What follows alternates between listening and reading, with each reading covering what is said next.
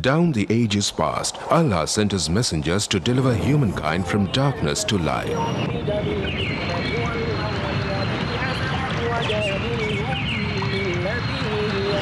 That's also the ongoing mission of Islamic Research Foundation, or IRF, spreading the truth of Allah's final message to mankind.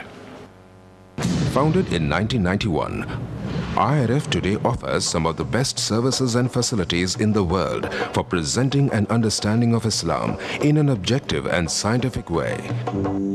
Its programs are primarily focused on correcting misconceptions and promoting understanding of Islam. IRF also imparts dawah training to dais to aptly convey the message of Islam. Dr. Zakir Naik, president of IRF, reaching out across countries worldwide, from America to Europe to Africa to Asia to Australia, strives to clarify Islamic viewpoints. He dispels the many media myths and anti-Islamic prejudices propagated the world over by anti-Islamic forces. IRF today is creating a change in the hearts and minds of millions of Muslims and non-Muslims worldwide towards a proper understanding and respect for Islam. Have a question or doubt about Islam and its teachings? Now you know one of the best resource centers to get convincing answers from is Islamic Research Foundation, Mumbai, India. For more information, log on to our website www.irf.net.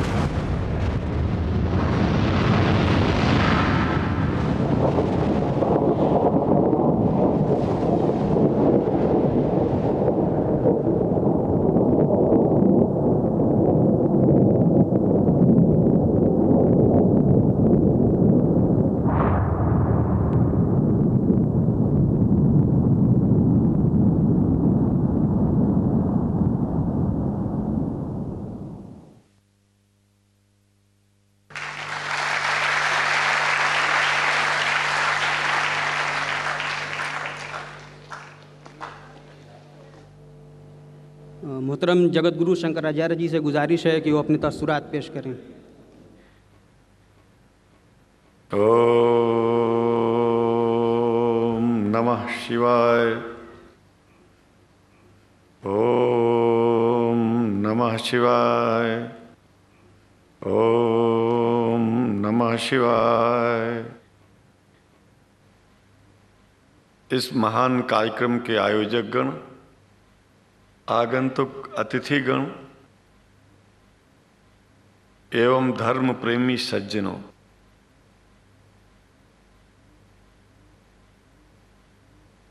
भगवान की जब कृपा होती है तो कभी धर्म की सच्चाई को जानने का अवसर मिलता है। मुसलमानों के बीच में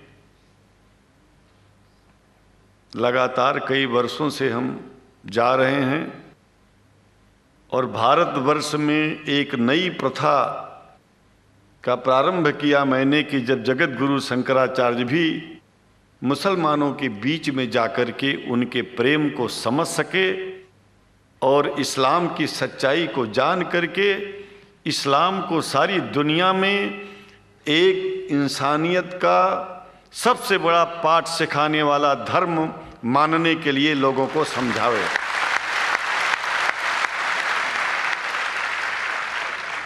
जब लोग इस्लाम को बेदर्द, मुसलमान को बेदर्द, तलवार के जोर पर चलने वाला धर्म बताते हैं तो अगर शायद धरती में कोई दुखी होता होगा तो सबसे ज्यादा दुख मुझको होता है। ये न सच्चाई है और न कभी ये सच्चाई हो सकती है। जिस इस्लाम ने पहला कलमा ही कुरान शरीफ का ये बताता है कि नहीं है इबादत के काबिल सिवाय परमात्मा के और कोई, ला इलाहा इल्लल्लाह मोहम्मद रसूल अल्लाह। भला आप बताइए, वेदों का रस निचोड़ करके मोहम्मद साहब ने परमात्मा की इबादत करके परमात्मा के पैगाम को एक ही कलमे में दे दिया। इससे बड़ा ग्रंथ दुनिया में और क्या हो सकता है? अगर कुरान के पहले कलमे को ही पढ़ करके हिंदू अपने धर्म का पालन करना चाहे तो उससे बड़ा धर्मात्मा शायद कोई नहीं होगा। कुरान को हमने गहराइयों में जा करके तो नहीं अनुभव किया, लेकिन कुरान के मानने वालों के हृदय की गहराइयों में जाके देखा कि अगर इस्लाम को पूरी दुनिया अगर स्वीकार कर ले तो इसमें कोई बुराई नहीं है। इस्लाम परमात्मा के द्वारा बताया गया सिद्धांत है। इस्लाम किसी व्यक्ति का अपना नियम नहीं है, अपना सिद्धांत नहीं है। कुछ लोग भेदभाव पैदा करने के लिए इस धरती पर मुसलमानों को बेदर्द कह देते हैं, इस्लाम को बुरा कह देते हैं। मैं कहता हूं उनसे बुरा इस दुनिया में कोई नहीं है। वो शैतान के बच्चे हैं, खुदा के बच्चे नहीं हैं। क्योंकि जहां तक मेरी अपनी पहुंच है, हमने वेदों को पढ़ा, पुराण को पढ़ा, शास्त्रों को, हिंदू धर्म ग्रंथों को पढ़ा। उसके बाद में मुसलमानों के बीच में जाना शुरू किया। हमने मुसलमानों से हाथ मिलाया तो हमारा विरोध किया गया। ये अंडा खाने वालों से हाथ मिलाते हैं, शंकराचार्य कैसे हैं? अरे हमने कहा कि तुम्हारी समझ में नहीं आ रहा है।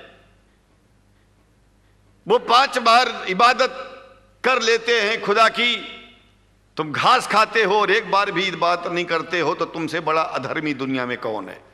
तुम अपने अधर्म को देखो।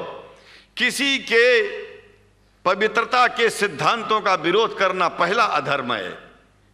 आप क्या खाते हैं, कैसे रहते हैं, अगर हमें आप दुखी नहीं करते हैं तो आपसे बड़ा इंसान दुनिया में कोई नहीं है। हम घास खाएं और आपके दिल को चोट पहुंचाएं तो हमसे बड़ा अधर्मी कोई नहीं है दुनिया में। कहने का तात्पर्य सिर्फ एक है कि मैंने ये अनुभव किया है कि ये मैं एक बात जो मैंने देखा है, आप लोगों से जो प्रेम मुझे मिलता है, लोग पूछते हैं कि आप मुसलमानों में क्यों जाते हो, आप तो शंकराचार्य हो। हमने कहा कि भाई मुसलमानों से पूछो कि हमसे इतना प्रेम क्यों करते हैं। वो हमसे जो प्रेम करेगा हम तो जाएंगे। कहा फिर क्या हम प्रेम नहीं करते क्या? हमने कहा कि हम तो तुम्हारे बीच में पैदा हुए और तुम मुसलमानों से प्रेम नहीं करते, इसलिए हम तुमसे प्रेम नहीं करते। मैं आप लोगों के बीच में आकर के एक बात बताता हूं। कुछ समय से हिंदू धर्म के नाम पर कुछ संस्थाएं हिंदू मुसलमानों में भेद पैदा करने के लिए कुछ ऐसा कार्य किया जिसकी वजह से आम हिंदू, सीधा साधा हिंदू बेचारा जान ही नहीं पाता है इस्लाम क्या है और सनातन धर्म क्या है। सनातन धर्म और इस्लाम में कोई भेद नहीं है और हिंदू धर्म तो कोई धर्म ही नहीं है। सनातन धर्म धर्म है और शायद जो संस्कृत का सनातन शब्द है, अगर किसी भाषा में उसको इस्लाम कहा जाए तो कोई बुरी बात नहीं है। इस्लाम और सनातन में कोई भेद नहीं है, क्योंकि परमात्मा एक है, परमात्मा सबका है। ये संदेश ऋषियों मुनियों ने दिया और यही संदेश परमात्मा का भेजा हुआ संदेश स्वयं हमारे मोहम्मद साहब ने इस पैगाम को हमको दिया। तो हम भेदभाव क्यों करें? यहां पर भारत का मुसलमान, एक बात बिल्कुल मैं स्पष्ट बता रहा हूं आपसे, अगर भारत का मुसलमान सो गया तो भारत सो जाएगा। इसलिए भारत को जगाना है तो मुसलमानों को जागते रहना पड़ेगा। भारत जाग जाएगा, पूरी दुनिया जाग जाएगी। यह भी मैं जानता हूं कि भारत के सच्चे हिंदुओं को, जो सच्चे सनातन धर्मी हैं, उनको मुसलमानों से प्रेम चाहिए, उनको मुसलमानों से भेद नहीं चाहिए। अगर कोई अच्छा हिंदू है, सच्चा हिंदू अपने को कहता है, तो पहले तो सनातन धर्म को मानता हो।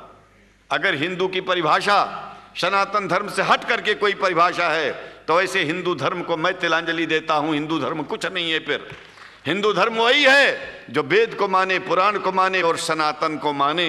सनातन धर्म धर्म है, और उस धर्म को न मान के अपनी एक नई व्यवस्था चलाना शुरू कर दे, इसका मतलब ये है, और नाम भगवान का ले। एक बात और बता देता हूं, भगवान कोई आदमी की तरह नहीं है कि रोज रोज नियम बदलेगा। रोज रोज नियम बदलना आदमियों का काम है। हमारे पूर्व प्रधानमंत्री साहब, मुझे दुख होता है कभी कभी, यद्यपि लोग ये न समझ बैठे कि मैं उनका विरोधी हूं। विरोधी नहीं हूं, लेकिन उनको खुद सनातन धर्म की परिभाषा नहीं आती है। विदेश में जाकर के हिंदू धर्म की गलत परिभाषा कर दी है, और हमको सबको ये दुख हुआ कि किस स्कूल में जाके पढ़े हैं। ये धर्म के बारे में बिना पढ़े हुए धर्म के बारे में बोलना गलत है। पहले धर्म को जान लेना चाहिए, फिर धर्म के बारे में बोलोगे तो प्रेम फैलेगा, शांति फैलेगी, इंसानियत सारे चारों तरफ, चारों दिशाओं में इंसानियत का प्रकाश होगा। और मैं तो कहता हूं कि अगर शंकराचार्य लोग सब मिलकर के इस विचार में स्थित हो जाएं कि सनातन धर्म वो धर्म है जो इस्लाम से अलग नहीं, इस्लाम वो धर्म है जो सनातन से अलग नहीं, और जो भेद पैदा होता है या राजनीति में होता है, साम दाम दंड भेद, ये राजनीति में है, धर्म में नहीं है। धर्म में है एको ब्रह्म द्वितीयो नास्ति, एकमेव द्वितीयम ब्रह्म ला इलाहा इल्लल्लाह। ये धर्म कहता है, ये धर्म की बात है। इसलिए हम भगवान की आराधना करते हैं, उपासना करते हैं। परमात्मा एक है, और परमात्मा बार बार नियम नहीं बदलता कि धरती पर इंसान बदलते जा रहे हैं तो परमात्मा अपना नियम बदलता चला जा रहा है। ये एक बात याद रखिएगा, जब से शुरुआत हुई होगी और जब तक ये दुनिया रहेगी, ईश्वर का सिद्धांत एक था, एक है, एक ही रहेगा। मानने वाले आपस में भेद पैदा करें तो इसमें उसका कोई दोष नहीं है। दोष तो उन लोगों का है जो लोग भेद पैदा करके प्रतिष्ठा पाना चाहते हैं। खास करके इतना जान लीजिए, धर्म भेद को मिटाता है और राजनीति भेद को बढ़ाती है। राजनीति का स्तर केवल राष्ट्र की व्यवस्था तक है, और धर्म पूरे विश्व के लिए है। राजनीति से केवल आप देश का हित कर सकते हैं, लेकिन अगर विश्व का हित करना चाहते हैं तो धर्म की आवश्यकता है। और वो धर्म कुरान में स्पष्ट रूप से अच्छी तरह से समझाया गया है, बताया गया है। हमें हिंदी की कुरान भी प्राप्त है, उपलब्ध है, आज अंग्रेजी की भी मिल गई है।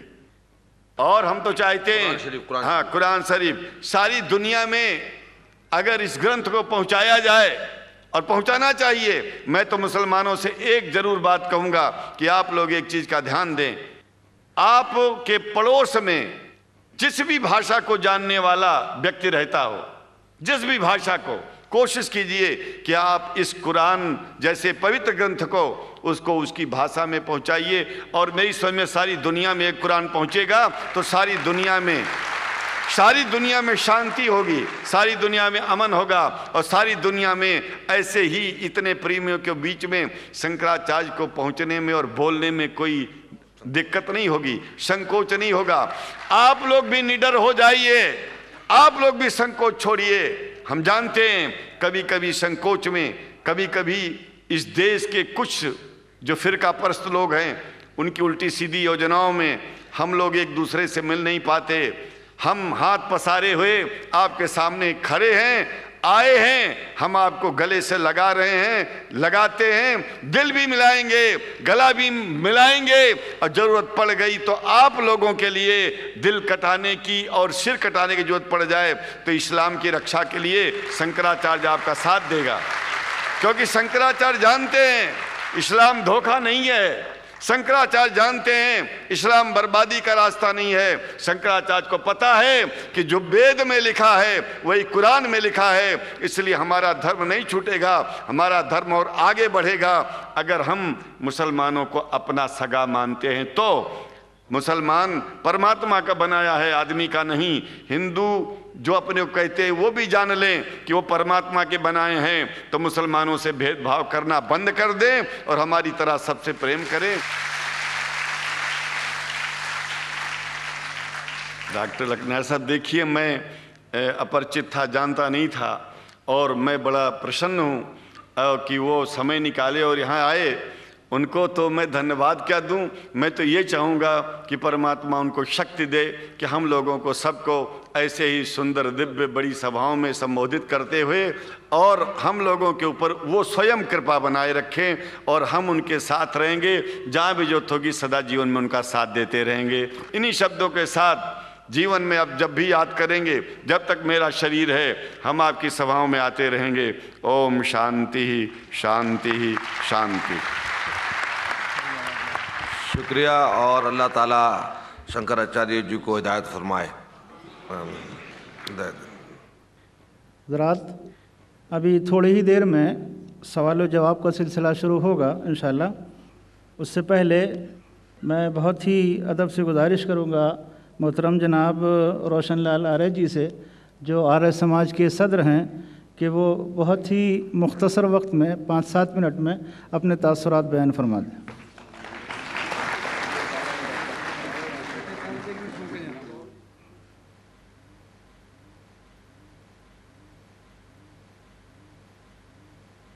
ओम नमः शंभवाय च मयोभवाय च नमः शंकराय च महेश्वराय च नमः शिवाय च शिवधराय च। आज की सभा के सदर अध्यक्ष और मंच पर विराजमान सभी महान विभूतियाँ, इस सभा के संयोजनकर्ता और भाइयों और बहनों, मुझे आपके बीच में आकर के बहुत खुशी हो रही है कि हम सभी एक परिवार के मेंबर के रूप में यहाँ पर इकट्ठे हुए हैं।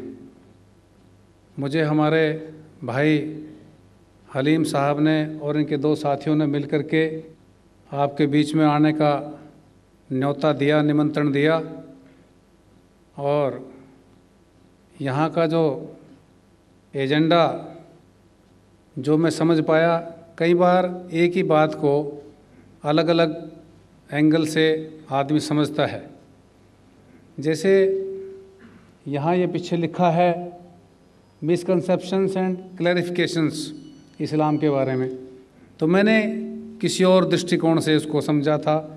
जबकि मैं आया तो यहाँ जो हमारे शायद डॉक्टर जाकिर साहब बोल रहे थे, नायक साहब, वो कुछ बातों को स्पष्ट कर रहे थे। तो जो हमारी अपनी अपनी ज़रूरतें हैं, हमारी जो अपनी स्टेज है, उसके मुताबिक ही किसी बात को डिफ़ाइन किया जाता है। हमारे एक कथा आती है कि प्रजापति के पास असुर, मनुष्य और देवता तीनों गए उपदेश लेने के लिए कि हमें उपदेश दीजिए कि हमें क्या करना चाहिए। तो प्रजापति ने तीनों को एक ही शब्द कहा। तीनों आए बारी बारी, मनुष्य को भी कहा दय, देवताओं को भी कहा दय, असुरों को भी कहा दय। वो कहने लगे एक ही बात कह दी सबके लिए, तो अलग अलग बात क्या हुई? तो फिर उसको परिभाषा की गई, उसको डिफाइन किया गया, समझाया गया कि जो मनुष्य है उसमें बहुत बड़ी कमी रहती है कि वो अपनी चीज़ किसी दूसरे को देना नहीं चाहता। एक कंजूसी कहीं ना कहीं उसके अंदर छुपी बैठी रहती है मनुष्य में, और जो उस कंजूसी से हट जाता है, जो सबके लिए देता है, जो सबको अपना परिवार समझता है, वो उसी मायने में देवता बन जाता है। तो मनुष्य को दया का मतलब ये समझाया गया, मैं सूक्ष्म शब्दों में कहना चाहता हूँ, कम शब्दों में, कि जो मनुष्य को दया का अर्थ दिया गया वह है दान।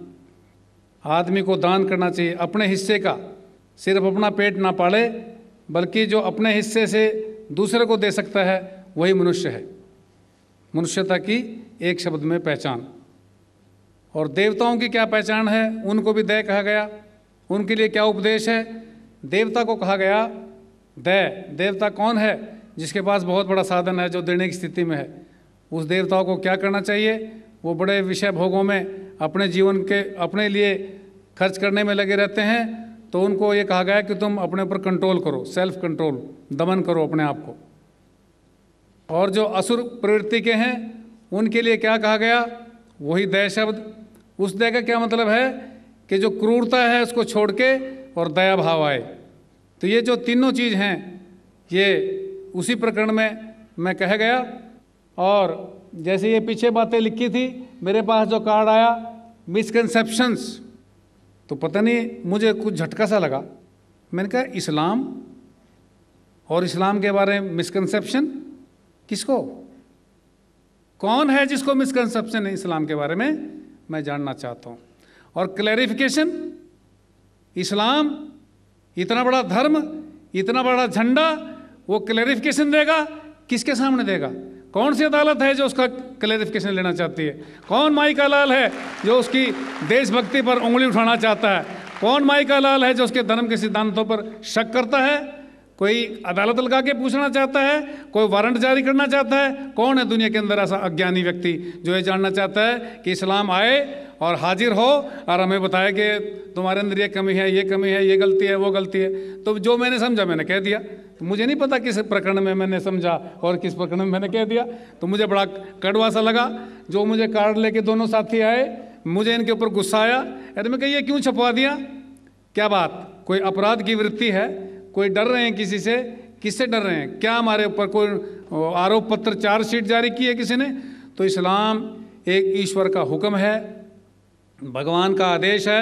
और मैं एक बात कहना चाहता हूँ, छोटी सी बात है, सबके समझ में आने वाली बात है।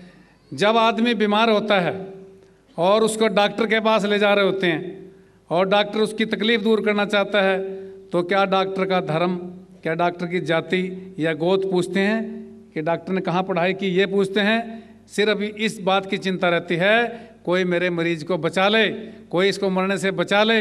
इस बात पर नज़र पूरे परिवार की रहती है और किसी बात की नहीं रहती। और आज इस दुनिया को बचाने के लिए इस्लाम ने बहुत बड़ा रोल किया है। आज बहुत बड़ा रोल इसके सामने है। बहुत बड़ी चुनौती का जवाब इस्लाम को आगे बढ़कर देना पड़ेगा। एक जब ये अपने डॉक्टर जाकिर साहब बोल रहे थे तो आदमी सोचता भी रहता है ना, आदमी के अंदर फाउंटेन की तरह से दिमाग है आदमी का। तो जब मेरे ये कह रहे थे कि भाई अमेरिका में, घटिया सी बात है वैसे, पर घटिया को बढ़िया तरीके से कहना चाहता हूँ कि अमेरिका में 2000 पता नहीं, हम इतनी देर से बैठे हैं, इतने में इतने रेप हो गए होंगे। इन्होंने एक बात कही, तो ये तो खैर एक बड़ी एक बीमारी है, आदमी की कमजोरी है, आदमी की गिरावट है। रेप करना एक इंसान का महापशुता नीचता का कार्य है। पशु को कहना, पशु को अपमान करना है। उसको कुत्ता कहेंगे तो कुत्ता एतराज़ उठा देगा, ये ऐसा क्यों कह दिया। तो मैं ये कहना चाहता हूँ, वैसे मेरे मन में आई, भाई ये तो आपने सोच लिया कि अमेरिका में इतने रेप होते हैं। क्या आपने कोई ऐसा देश देखा जो देश दूसरे देशों का रेप करता है? अमेरिका अपने आप में एक रेप का प्रतीक है। इराक के अंदर क्या कर दिया। और क्या कहना चाहता है, आज अमेरिका की नज़र में तमाम दुनिया के लोग हैं, अपने आप को थानेदार समझ करके किसी की भी गर्दन मुर्गे की तरह पकड़ के कहना चाहता है इसमें ये गलती। भाई मैं तो जानता नहीं, मैंने बेचारे को देखा नहीं कभी, सद्दाम हुसैन को, कोई ना मेरा रिश्तेदार है, मैं फ़ोटो फाटो देखी होगी उसके एक आध बार, पर मैं पूछना था तो मेरे दिल में बड़ा दर्द उठता है। अरे तुमने कहा उसके पास रासायनिक हथियार हैं, उसके पास इस्लामिक बम है, उसके पास पता नहीं क्या है क्या नहीं है, उसके पास जादू टोना है, और उसको पकड़ के कैद कर लिया। अरे तो किसी के बारे में कह दो, ये तो कह दो मनमोहन सिंह के पास रासायनिक हथियार हैं, कल मनमोहन सिंह को पकड़ लो, कल मुशर्रफ को पकड़ लो, लंका वाली बेचारी वो कुमार तुंगे है, उसको कह दो ये भी जादूगरनी है, इसको पकड़ लो।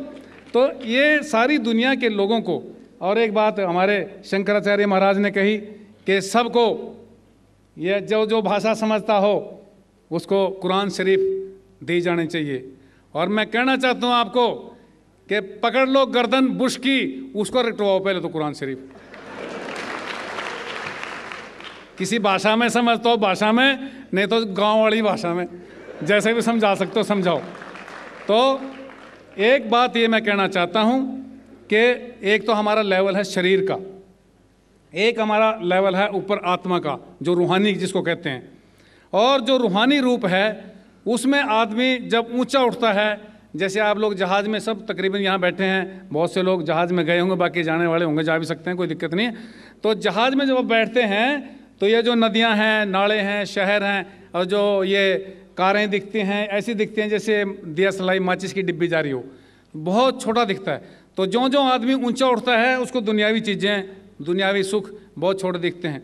और जितने भी लोग जो महापुरुष हुए, जो जैसे आज़ादी की लड़ाई लड़ने वाले, जैसे कोई दुनिया का भला करने वाले, जो ऋषि हैं, साधु महात्मा हैं, पीर पैगंबर हैं, ये सब के सब अब नॉर्मल होते हैं। नॉर्मल कौन है? राजी खुशी आदमी जो अपने बच्चे पढ़ने से मतलब रखता है, अपने घर से स्कूल, स्कूल से वापस दुकान, दुकान से वापस खेत में गया फिर वापस। ये जो दुनिया का भला करने के चक्कर में रहते हैं, ये पूरे के पूरे राजी खुशी नहीं होते दुनिया की भाषा में, ये एक प्रकार के पागल होते हैं। और जो आदमी इतनी ऊंचाई पे उठ जाता है तो इतना बड़े इन पागलों की जरूरत है इस दुनिया को। दरअसल आज दुनिया में जितने भी जो लोग अपने अलावा सोचते हैं, दूसरे के लिए सोचते हैं, दूसरे के लिए करते हैं, दूसरे के लिए बलिदान होने की भावना रखते हैं, तो वही आदमी इस दुनिया का भला कर सकते हैं। और आज जो रूहानी ताकत है, शंकराचार्य महाराज बैठे हैं, बड़े भारी परम विद्वान हैं। मैं तो सिर्फ एक बात का छोटा सा चर्चा करना चाहता हूँ कि जो इस्लाम का जो फिलॉसफी है, जो थिंकिंग है, उससे मैं एक बात कहना चाहता हूँ सारे जितने धर्मों के मानने वाले लोग हैं कि हमें जितनी भी सिमिलैरिटीज़ हैं, जितनी भी समानताएं हैं हमारी आपस में, उन पे चर्चा करना चाहिए, उनसे प्रेरणा लेनी चाहिए, और वही हमारा गठबंधन हो सकता है, उसी से हमारा भाईचारा हो सकता है, उसी से हमारा प्यार हो सकता है। और जहाँ भी हम ये कोशिश करेंगे कि हम ये सिखाने की कोशिश करें कि इस्लाम ने हमारे से ये लिया, उसने हमारे से लिया, फिर तो सींग फंस जाएंगे, टक्कर हो जाएगी। तो टक्कर से बचने का तरीका ये है कि जो सिमिलैरिटीज़ हैं, जो समानताएं हैं, उनको लेकर के चलें तो भाईचारा होगा। जितनी भी आज दुनिया में बीमारियां, परेशानियां हैं, उन सब को मिल कर के हम दूर कर सकते हैं और जो उसका समाधान कर सकते हैं। और उसमें इस्लाम का बहुत बड़ा गर्व के साथ बहुत बड़ा योगदान है, पतंजल ऋषि का बहुत बड़ा योगदान है, और शंकराचार्य जो हमारे बीच में बैठे हैं, तो मैं इनका इसलिए भी धन्यवाद करना चाहता हूं कि इन्होंने बड़े हौसले के साथ आकर के इस बीच में आपके इस बात को स्वीकार किया कि वो सदा आते रहेंगे, सदा आपके बीच में हाजिर रहेंगे। तो मैं आर्य समाज के बारे में एक बात कहना चाहता हूं कि आर्य समाज के एक सन्यासी हुए स्वामी श्रद्धानंद जी, उन्होंने जामा मस्जिद के ऊपर जब अंग्रेज़ों का राज था, यहाँ इन्होंने सबसे पहले एक नॉन मुस्लिम के रूप में यहाँ पर उन्होंने भाषण दिया। अंग्रेज़ों ने उनको गोली से उड़ाने की भी कोशिश की और उन्होंने यहाँ जो भाईचारे का संदेश दिया। तो मैं आज कहना चाहता हूँ कि एक वक्त की आवाज़ है। आज हिंदू कह करके, मुसलमान कह करके, और बल्कि हिंदू मुसलमान में भी एक और जो गरीब आदमी है ना, वो सारे चाहे हिंदू हैं, चाहे मुसलमान हैं, चाहे सिख हैं, चाहे ईसाई हैं, उनके बीच में एक ऐसी दीवार, एक रेखा बनाई हुई है, उनको पीछे रखा हुआ है।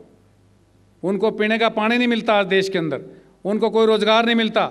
और आज इतने नौजवान इस देश में हैं जिनकी काबिलियत के आधार पर उनकी कहीं सुनवाई नहीं होती।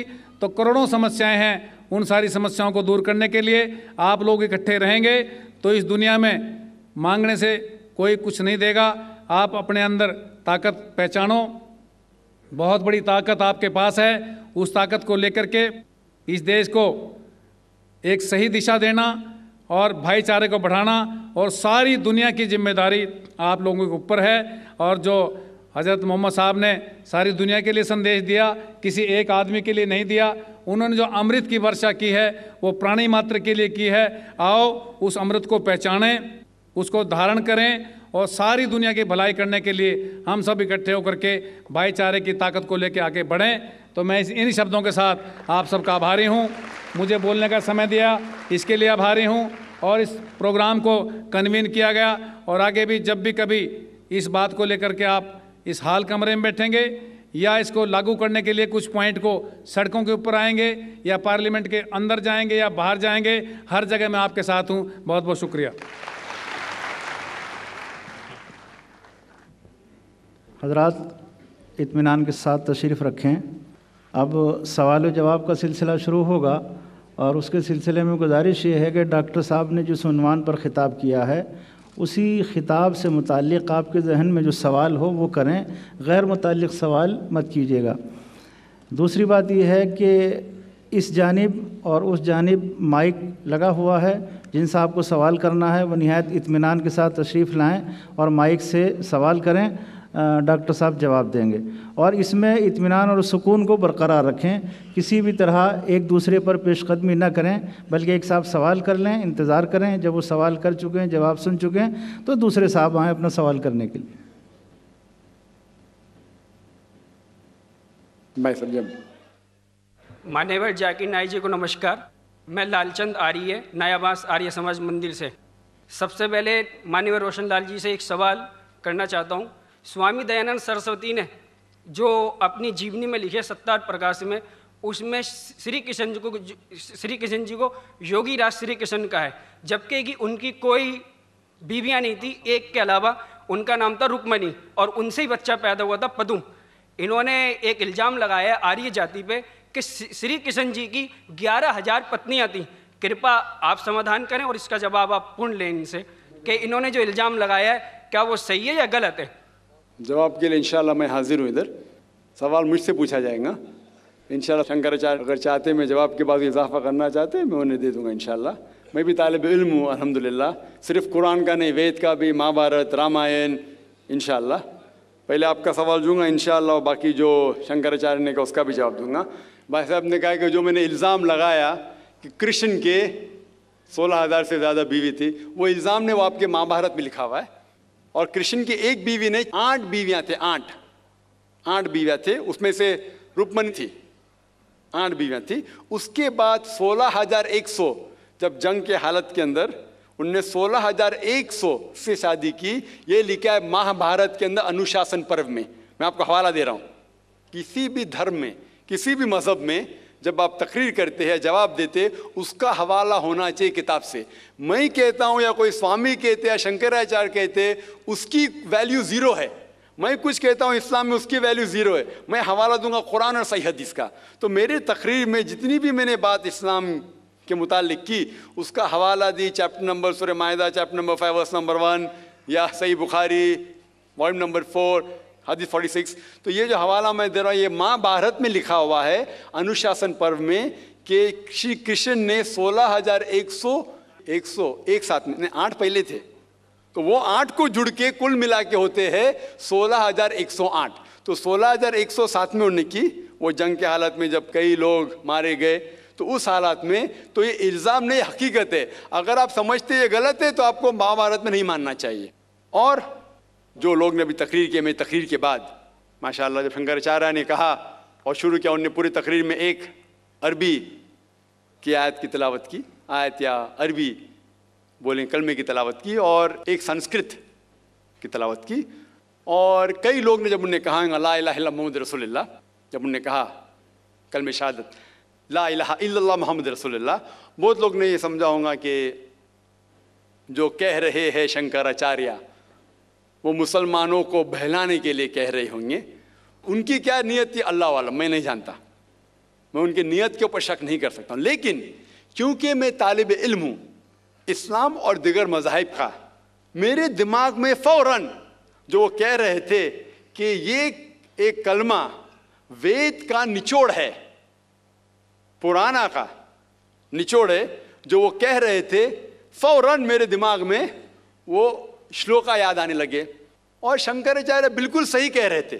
उनकी नीयत क्या थी अल्लाह आलम, लेकिन वो बिल्कुल सही कह रहे थे कि अगर आप हिंदू मज़हब की किताब पढ़ेंगे, उन्हें सही कहा कि हिंदू मज़हब, ये नाम जो हिंदू है ये ब्रिटिशर्स ने दिया है, अंग्रेज़ लोग ने दिया। ये हिंदू लफ्ज़ जो है अंग्रेज़ों ने दिया है, सही नाम होना चाहिए वेदांतिस या सनातन धर्म। ये हिंदू जो नाम है ये हिंदुइज्म अंग्रेज़ों ने दिया। हिंदू नाम सबसे पहले पर्शियन लोग ने जब आए थे हिमालय के ज़रिए, और जो अरब लोग आए थे हिंदुस्तान में, उन्होंने नाम हिंदू दिया। और आप इंसाइक्लोपीडिया ब्रिटानिका में पढ़ेंगे वॉल्यूम नंबर 20 रेफरेंस नंबर 581, उसमें कहा गया है कि Hinduism is a group of beliefs for people living in India. तो हिंदुइज्म जो लफ्ज़ है ये अंग्रेज़ों ने दिया है, सही लफ्ज़ होना चाहिए सनातन धर्म। और बिल्कुल सही है कि सबसे ऊंची किताब हिंदुइज्म में वेद और उपनिषद पुराना, अगर आप पढ़ेंगे छंदोग्य उपनिषद अध्याय 6 सेक्शन नंबर 2 श्लोका नंबर 1, उसमें लिखा गया है एकम एविदित्यम, भगवान एक ही है, दूसरा नहीं है। श्वेताश्वतर उपनिषद में लिखा हुआ है अध्याय 6 श्लोका नंबर 9 में, नाचस्य कशिज जनिता न चदीपा, ये संस्कृत कोटेशन है, इसके मानी होते कि उस भगवान का कोई रब नहीं है, ना कोई वालदेन है, उसका ना कोई पालने वाला है, ना वालिद ना वालदा है। आगे आप पढ़ेंगे लिखा हुआ है श्वेताश्वतर उपनिषद में अध्याय 4 श्लोका नंबर 19 में, न तस्य प्रतिमा अस्ति, उसके जैसा कोई भी नहीं है। और सारे किताबों में से जो सबसे ऊपर किताब है, जिस तरह शंकराचार्य ने कहा, वो है वेद। और 4 वेद है, ऋग्वेद, यजुर्वेद, सामवेद और अथर्ववेद। यजुर्वेद में लिखा हुआ है अध्याय 32 चैप्टर नंबर 32 श्लोका नंबर 3 वर्स नंबर 3 में लिखा है, न तस्य प्रतिमा अस्ति, उसका ना कोई अक्ष है, ना कोई बुत है, ना कोई तस्वीर है। उस भगवान का ना अक्ष है, ना तस्वीर है। और आगे लिखा हुआ है यजुर्वेद में अध्याय 40 श्लोका नंबर 9 में, अंधात्म प्रविशन्ति या असम्मुतिम उपास्ते। अंधात्म मीन्स अंधकार, प्रविशन्ति मतलब अंदर जाना। वो लोग अंधकार में जा रहे हैं जो लोग असंभूति की पूजा करते हैं। असंभूति मतलब कुदरती चीजें, हवा, आग, पानी। जो लोग कुदरती चीजें की पूजा करते हैं वो अंधकार में जा रहे हैं। और आगे श्लोका कहता है कि वो लोग और गहरे अंधकार में जा रहे हैं जो लोग संभूति की पूजा करते हैं। संभूति मतलब बनाई हुई चीजें, मतलब टेबल, चेयर, गाड़ी, बुत, ये जो बनाई हुई चीजें हैं उसकी अगर पूजा कर रहे हैं तो और अंधकार में जा रहे हैं। और आप पढ़ेंगे ऋग्वेद, चारों वेदों से सबसे ऊंचा वेद है ऋग्वेद।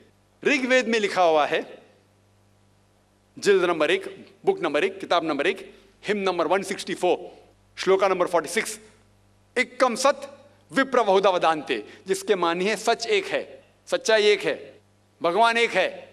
और संत लोग भगवान को मुख्तलिफ नामों से पुकारते हैं, लेकिन भगवान एक है। और जो उनने संस्कृत में श्लोक पढ़ी वो आदि श्लोक थी, पूरी श्लोक में पढ़ूंगा इंशाअल्लाह।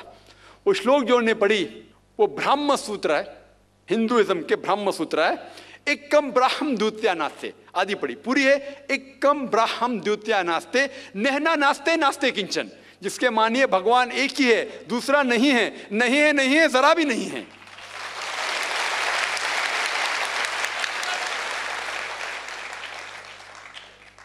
ये पूरा ब्रह्म सूत्र है। वक्त की किल्लत की वजह से उन्हें आधा पढ़ा और मुझे ऐसा लग रहा था जैसे कि उनने मेरी एक तकरीर सुनी जिसका मौजू है similarities between Hinduism and Islam, Hinduism और इस्लाम में यकसानियत। ये हो गया पहले पाठ कलमा का, ला इलाहा इल्लल्लाह, ना कोई माबूद है अल्लाह के सिवा। अब दूसरे पाठ है मोहम्मद सल्लल्लाहु अलैहि वसल्लम, मोहम्मद रसूलुल्लाह, मोहम्मद सल्लल्लाहु अलैहि वसल्लम रसूल है। और अगर आप पढ़ेंगे, इसके ऊपर एक तकरीर में दी है सिर्फ मोहम्मद सल्लल्लाहु अलैहि वसल्लम के बारे में जिक्र दीगर मज़ाहिब की किताबों में, खुसूसन हिंदुइज्म के। और अगर आप पढ़ेंगे पुराना का जिक्र किया उन्होंने, भविष्य पुराना में पर्व 3 खंड 3 अध्याय 3 श्लोका 5 to 8, उसमें लिखा हुआ है कि एक मलेच्छा आएगा, मलेच्छा मतलब फॉरेनर, बाहर का कोई शख्स आएगा, उसका नाम होगा मोहम्मद। वो अपने साथियों के साथ आएगा, जिसका मतलब साहबियों के साथ, और वो लोग को सही दिशा दिखाएगा और राजा भोज उनको इज्जत देंगे। आगे पढ़ेंगे आप भविष्य पुराना पर्व 3 खंड 3 अध्याय 3 श्लोका 10 से लेके 27 तक। उसमें लिखा हुआ है कि ये शख्स आर्य धर्म को फैलाएगा, सच्चा धर्म को फैलाएगा, और इस शख्स के मानने वाले दाढ़ी उगाएंगे, सिर पे शेंडी नहीं रखेंगे, लोग को नमाज के लिए बुलाएंगे, एक इनकिलाब दुनिया में लेके आएंगे, गोश्त खाएंगे लेकिन सूअर का गोश्त नहीं खाएंगे, और ये सच्चाई फैलाएंगे, उनका नाम है मुसलमान। ऐसे कई मोहम्मद सल्लल्लाहु अलैहि वसल्लम का जिक्र भविष्य पुराना में है, ऋग्वेद में है, सामवेद में है, अथर्ववेद में है, और खुसूसन अगर आप पढ़ेंगे पुराना में भी है, जिसका नाम है कल्कि पुराना। और कल की पुराण अगर आप पढ़ेंगे अध्याय 2 chapter number 2 verse number 4, 5, 7, 11 and 15, जिसका भागवत पुराण में भी जिक्र है, volume number 2 verse number 18 to 25, 18 से 25 तक, जिसमें कल की पुराना का जिक्र है। कल युग में एक शख्स आएंगे जिसका नाम है कल की। उनके वालिदा का नाम है सुमति और वालिद का नाम है विष्णु यास। सुमति के मानिए अमन, अमन करने वाली। और हम जानते हैं कि हमारे पैगंबर, आखिरी पैगंबर सल्लल्लाहु अलैहि वसल्लम के वालिदा का नाम था आमिना, जिसका मतलब है अमन फैलाने वाले। और विष्णु यास मतलब भगवान की इबादत करने वाला। और हम जानते हैं मोहम्मद सल्लल्लाहु अलैहि वसल्लम के वालिद का नाम अब्दुल्ला था। इस तरीके से मोहम्मद सल्लल्लाहु अलैहि वसल्लम के आने का जिक्र कल की पुराना में है और भागवत पुराना में भी है। तो इस बुनियाद पर ये पूरी तकरीर कर सकता हूँ मैं 2 घंटे के लिए, 4 घंटे के लिए, सिर्फ मोहम्मद सल्लल्लाहु अलैहि वसल्लम का जिक्र हिंदू मज़ाहिब की किताबों में। अभी वक्त नहीं है, लेकिन ये दोनों जोड़ के जो शंकराचार्य ने बिल्कुल सही कहा, ला इलाहा इल्लल्लाह मोहम्मद रसूलुल्लाह, के निचोड़े का ना कोई माबूद है अल्लाह के सिवा और मोहम्मद सल्लल्लाहु अलैहि वसल्लम के पैगंबर है। लेकिन आखिरी में हमारे मोहतरम शुएब साहब ने कहा कि अल्लाह उन्हें हिदायत दे, और मैं भी अल्लाह ताला से दरख्वास्त करता हूँ कि अल्लाह उन्हें हिदायत दे। ना ही सर कटाने की इस्लाम के लिए, इस्लाम के ऊपर अमल करने के। हो सकता है कि काफ़ी चीज़ पर अमल करते होंगे, लेकिन मुकम्मल जिस तरीके से कहा गया है उनके वेद के अंदर कल की पुराना में, एक शख्स आएंगे जो आपको सीधी रास्ता दिखाएंगे। वो जिक्र है कल की के बारे में, जो जिक्र है मोहम्मद सल्लल्लाहु अलैहि वसल्लम के बारे में, और उन्हें इस्लाम की किताबें पढ़ी अल्हम्दुलिल्लाह सुम्मा अल्हम्दुलिल्लाह। और इंशाअल्लाह मैं भी दुआ करता हूँ कि अल्लाह ताला शंकराचार्य को हिदायत दे। तो जो भी सवाल का जवाब है अल्हम्दुलिल्लाह किताबों के हवाले से होना चाहिए, वो सही जवाब है। Yes sister, do you have any question? Yes sister, most welcome. हाँ, मेरा नाम लीला है, मैं जेएनयू से आई हूँ। मेरा सवाल आपसे ये है कि आप मुस्लिम, दलित और हिंदू महिला को किस दृष्टिकोण से देखते हैं? और अगर एक ही दृष्टिकोण से देखते हैं तो गुजरात में जो दंगा हुआ उसने मुस्लिम महिलाओं के साथ ही रेप क्यों किया गया पकड़ कर? बहन का सवाल है कि आप मुस्लिम, हिंदू और दलित को किस दृष्टि से देखते हैं, और अगर एक है तो जो गुजरात में सिर्फ मुसलमान महिलाओं के साथ बलात्कार क्यों हुआ? पहला सवाल का जवाब, किस दृष्टि से मैं हिंदू, दलित और मुसलमानों को देखता हूं? इंसान की दृष्टि से, इंसान की दृष्टि से। अल्लाह ताला फरमाते हैं, अल्लाह सुब्हानहू व तआला कुरान में फरमाते हैं सूरह इसरा में, सूरह नंबर 17 आयत नंबर 70, अल्लाह ताला फरमाते वलक़द कर्रमना बनी आदम, हम हर बनी आदम, हर आदम के औलाद पे करम फरमाए। अल्लाह ताला फरमाते लक़द कर्रमना बनी आदम, हर आदम के औलाद, हर बनी आदम के ऊपर करम फरमाए। चाहे वो अमेरिका में पैदा हो, हिंदुस्तान में हो, सऊदी अरेबिया में हो या इंग्लैंड में हो, चाहे वो काला हो या गोरा हो, चाहे वो औरत हो या आदमी हो, या किस भी मज़हब में पैदा हो, समझ के अल्लाह ताला ने हर बनी आदम के ऊपर करम फरमाया। उसके बाद अल्लाह सुब्हाना व तआला ने हिदायत दी किस तरीके से अपनी ज़िंदगी बसर करना। और जिस तरीके से आपने कहा कि हिंदू मज़हब की किताबों का मुताला किया हूँ मैंने, अल्हम्दुलिल्लाह। दलित जो है, जैसे कुछ लोग जानते होंगे, बाबा साहब अम्बेडकर मरने के कुछ महीने पहले उन्होंने बुद्धिज़्म एक्सेप्ट किया। वो इस्लाम से मुतासिर थे, कुछ मुस्लिम लोगों ने उनका साथ नहीं दिया, तो वो सेकंड मज़हब पे गए जो उनके हिसाब से बेहतर था, वो बुद्धिज़्म। और जो दलित है वो एक्चुअली देखे जाओ तो न्यू बुद्धिस्ट है।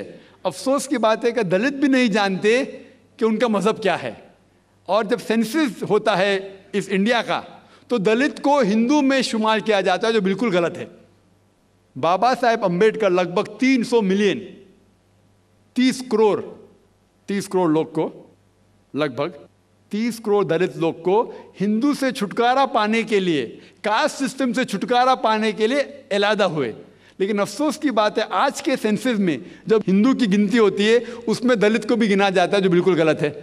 दलित हिंदू नहीं है। बाबा साहेब अम्बेडकर ने दलित को कास्ट सिस्टम, जात पाती से छुटकारा पाने के लिए उनने बुद्धिज्म एक्सेप्ट किया। इसे कहते हैं नियो बुद्धिस्ट। और अल्हम्दुलिल्लाह सुम्मा अल्हम्दुलिल्लाह बाबा साहेब अम्बेडकर की किताब भी मैंने पढ़ा, और अगर आप पढ़ेंगे riddles of Hinduism volume number 4, उसके अंदर भी लिखा हुआ है कि कृष्ण के 16,108 बीवियां थे। बाबा साहेब अम्बेडकर ने हिंदू मज़हब किताब का काफ़ी मुताला किया और उसके बाद उसने कहा कि कास्ट सिस्टम गलत है। और सिर्फ बाबा साहेब अम्बेडकर ने भी नहीं, मिसाल के तौर पर राजा राम मोहन रॉय, वो भी कास्ट सिस्टम के खिलाफ थे। जस्टिस आना डे, राजा राम मोहन रॉय बंगाल से थे, जस्टिस आना डे बम्बई के थे। ये सब वो हिंदू रिफॉर्मर्स, और उन्होंने कहा कि हमें उपनिषद और वेद की तरफ आना चाहिए। और स्वामी दयानंद सरस्वती जो आर्य समाज शुरू किए, उनका भी नजरिया था कि वेद की तरफ आना चाहिए, वो सही धर्म है।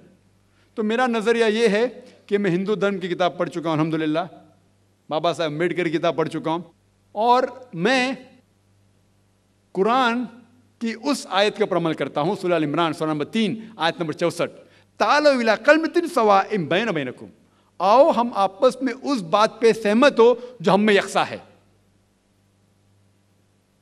और उसके ऊपर अमल करें। जिस तरीके से हमने कहा कि जो यकसा है, और जो आखिरी के मुकर्रिर ने कहा जो यकसा है दिगर मज़ाहिब के, उस बात को लो, लेकिन सिर्फ जिक्र मत करो, उसके ऊपर अमल भी करो। सारे मज़हब की किताब, चाहे हिंदू मज़हब हो या सिख मज़हब हो या ईसाई मज़हब हो या यहूद मज़हब हो, सारी मज़हब की किताब ये कहते हैं कि भगवान एक है, अल्लाह एक है, उसके ना कोई इमेज है ना कोई तस्वीर है। और हर मज़हब का मुताला करेंगे, हमें ये पता चलेगा कि ईश्वर भगवान अल्लाह एक ही है, उसके अलावा कोई नहीं है। और इन मज़हब की किताबों में हिंदुइज़म, जुडाइज़म, क्रिश्चियनिटी, इन सब में मोहम्मद सल्लल्लाहु अलैहि वसल्लम के आने का भी जिक्र है। तो मैं उन लोगों से ये बात कर रहा हूँ, अगर आप अपनी मज़हब की किताब पढ़ेंगे तो आप और करीब आएंगे। और इस्लाम के मानी क्या है? इस्लाम मानी अपनी सारी ख्वाहिशें अल्लाह के ख्वाहिश पे निछावर करना। और जो शख्स अपनी ख्वाहिश अल्लाह की ख्वाहिश या भगवान के ख्वाहिश में निछावर करता है, उसे कहते हैं मुस्लिम। ये मेरा नज़रिया है। आपका दूसरा सवाल था कि गुजरात में क्यों सिर्फ मुसलमान औरतों के साथ बलात्कार किया गया था, वो आपको उनसे पूछना पड़ेगा, मुझसे नहीं। मैं तो मौजूद नहीं था, मैंने उनसे नहीं कहा। हो सकता है जिस तरीके से शंकराचार्य ने कहा, और मैंने मेरी तकरीर में भी कहा कि ये चीज़ है पॉलिटिशियन के वजह से। पॉलिटिशियन, ये जो दंगा फसाद जो होता है इस देश में दुनिया में सबसे ज़्यादा दंगा फसाद होते, कोई मुल्क में जो दुनिया में दंगा फसाद होते वो हिंदुस्तान नंबर 1। और इसके मेन कारण है ना कि हिंदू मुस्लिम में झगड़ा है, मेरे हिसाब से मेन कारण है पॉलिटिशियन। क्योंकि उनका मेन मकसद है कि वोट इकट्ठा करने के लिए वो दंगा फसाद करते हैं, मज़हब का इस्तेमाल करते। इसी तरीके से गुजरात में ये दंगा फसाद करने के लिए कई दलितों का सहारा लिया, उनको भड़काया गया।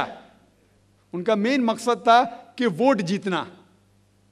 जिस तरह शंकराचार्य ने कहा कि वोट जीतने के लिए, मैंने क्यों कहा कि 100% पॉलिटिशियन खराब है, अक्सर कहता हूं, अक्सर, ज्यादातर।